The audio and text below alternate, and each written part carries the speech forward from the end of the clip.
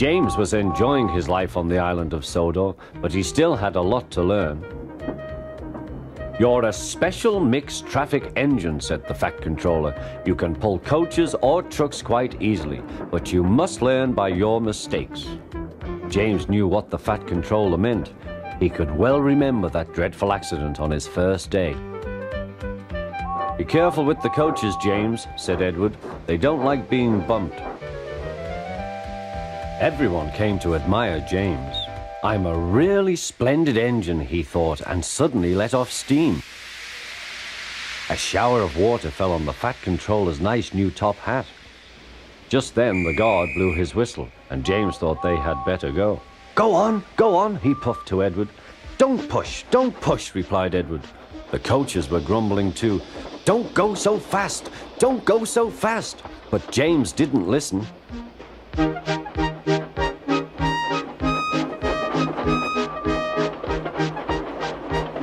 When at last they stopped at the next station, 2 coaches were beyond the platform.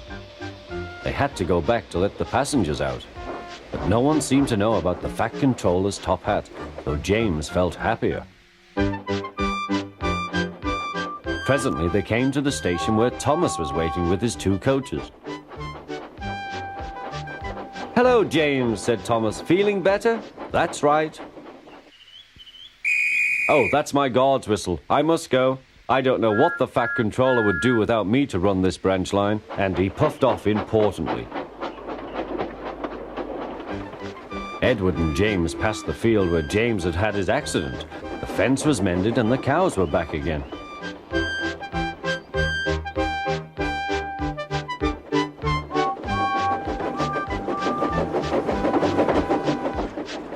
They ended their journey and rested before setting off for home.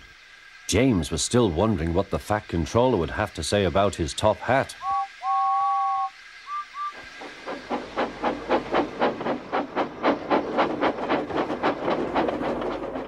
Next morning, the Fat Controller spoke severely to him.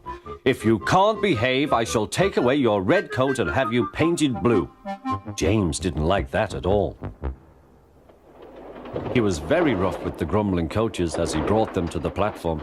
"Don't talk, come on," he called to them. "Gordon never has to fetch his own coaches," he thought to himself, "and he's only painted blue." To make James even more cross, this time no one came near him. "I'll show them," he thought. "They think Gordon is the only engine who can pull coaches."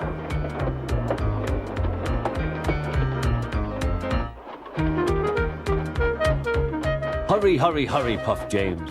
You're going too fast, replied the coaches. James laughed and tried to go faster, but the coaches wouldn't let him. "We're going to stop," they said. "We're going to stop."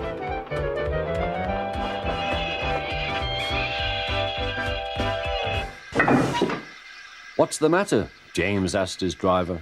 "The brakes are hard on. Leak in the pipe, most likely. You've banged the coaches enough to make a leak in anything."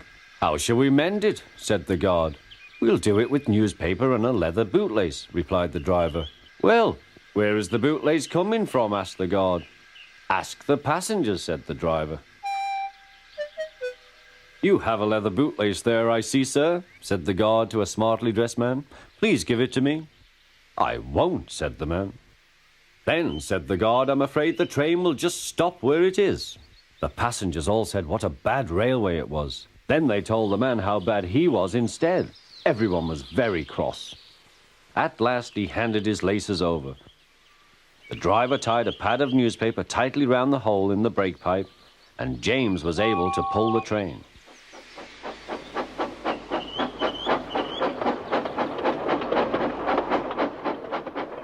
But he was a sadder and wiser James, and took care never to bump coaches again.